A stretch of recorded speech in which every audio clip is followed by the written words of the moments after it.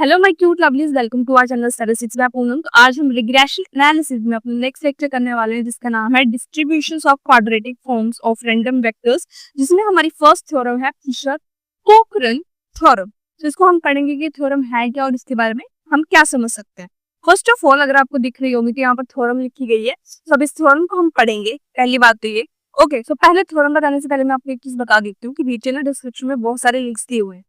Everything is there, you just have to go. आपको जाना है वहां पे, आपको देखना है कि कौन कौन से लिस्ट दिए हुए हैं। अगर आप नीचे यूट्यूब के नीचे अगर आप देखोगे, वहां पर मोर का ऑप्शन होता है। अगर आप उसमें जाओगे तो आपको पूरी डिस्क्रिप्शन मिल जाएगी।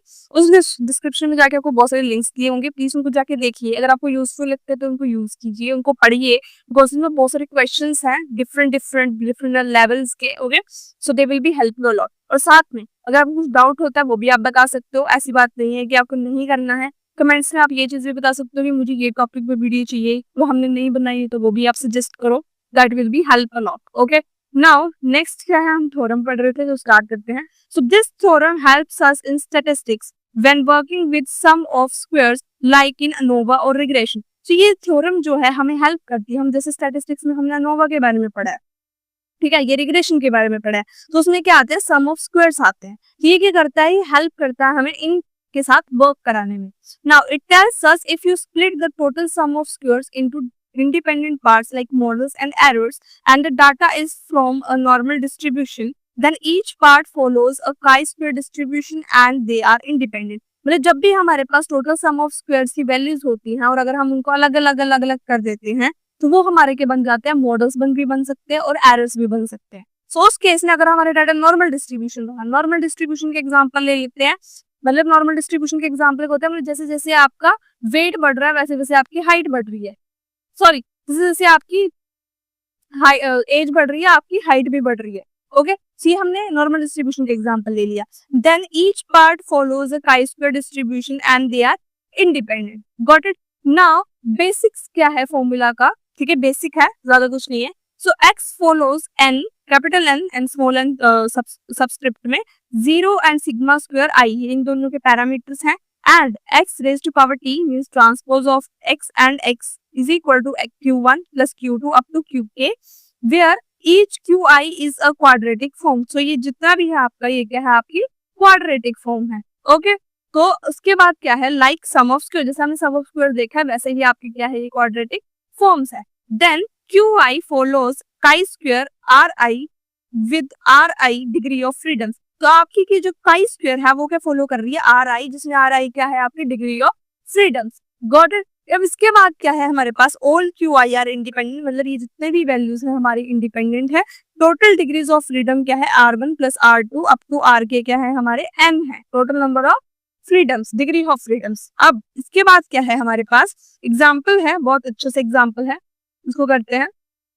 सो इसमें एग्जांपल है test score from two groups. हमने दो ग्रुप्स लिए, फॉर एग्जांपल ये दो दोस्तों का ग्रुप है, ये दो दोस्तों का ग्रुप है, group A and group B. एक की है 72 ग्रुप ए में और ग्रुप बी में 80 और 82। ओके, ग्रुप बी अच्छा पढ़ रहा है। ओके, नाउ इसमें क्या करेंगे, हम मीन फाइंड आउट करेंगे। तो पहले हमने ग्रुप ए का मीन फाइंड आउट किया, 71 आगे इनको टोटल करके सभी को आता है ना मीन निकालना। क्या करना है, 70 प्लस 72 डिवाइडेड बाई 2 करेंगे तो ये आएगा। फिर हमने 80 प्लस 82 को किया, हमने 81 आ गया। अब हमें इन दोनों का मीन निकालना है, मतलब ओवरऑल मीन निकालना, तो हम इसको भी ऐड करेंगे, डिवाइड बाय 2 करेंगे तो हमारे पास कितना आ गया, 76। उसके बाद हमारा स्टेप 2 क्या होगा, बहुत सिंपल है, हम क्या करेंगे, सम ऑफ स्क्वायर्स निकालेंगे। सम ऑफ स्क्वायर निकालने के लिए हम क्या करेंगे, SST mean sum of square of total sum of squares, वो क्या होगा 104। ओके, ये वैल्यू हमें दी होगी। SSM मतलब मॉडल का क्या होगा 100 और SSE एरर का क्या है 4 है। सो बाय फिशर कोकरन क्या है थ्योरम से कि SST is equal to SSM plus SSE होना चाहिए, जो कि यहाँ पर प्रूव है, क्योंकि 104 इज इक्वल टू 100 प्लस 4 कितना है, 104 ही है। अब SSM मतलब मॉडल की फ्रीक्वेंसी जो है वो इक्वल होनी चाहिए काई स्क्वायर 1 की डिग्री ऑफ फ्रीडम के साथ और SSE की chi square 2 degree of freedom के साथ। इसमें SSM और एरर जो है वो दोनों इंडिपेंडेंट होंगे। हो गई, ये सभी को पता है। सो ये चीज क्या बताती है, हमें फिशर कोकरन थ्योरम बताती है। अब इसके यूजेस क्या है, this is what let us compute an F statistics to test if group means are different. तो इस केस में हम क्या निकालते हैं, इसका एफ स्टेटिस्टिक्स निकालते हैं, मतलब S S M model divided by 1, क्योंकि 1 क्या था उसका डिग्री ऑफ फ्रीडम देख सकते हो, और एस एस ई जिसमें एरर का डिग्री ऑफ फ्रीडम क्या था 2, तो हमने क्या निकाली, इसकी एफ स्टेटिस्टिक्स निकाली, जिसमें हमारी वैल्यू क्या आई 100 डिवाइडेड बाई 2, क्योंकि अगर आपने देखा है एस एस एम हमारे पास क्या था 100 और हमारे पास एस एस ई क्या था 4। इस केस में जो मेरे पास ये वैल्यूज हैं वो डिवाइड हो गई एक दूसरे के साथ, तो 100 तो वैसे का वैसे ही रहा, 4 डिवाइडेड बाई 2 मेरा 2 बन गया is equal to 50। Since 50 is large, then there is a sub significant difference, क्योंकि 50 वैल्यू बहुत ज्यादा है, उस केस में बहुत ज्यादा डिफरेंस आ रहा है, तो हम क्या कह सकते हैं कि दिस फिशर कॉन्करेंट वैल्यू हमें बताती है कि आइदर हमारे जो मॉडल है वो एरर जो है वो इंडिपेंडेंट है या नहीं। Okay, so this is all about today's video. मेरे को लगता है आपको समझ आया होगा, नहीं आया होगा कोई बात नहीं, कमेंट्स में आ जाओ, कोई भी क्वेरी पूछो, I am always there for you. Okay, bye bye, have a nice day.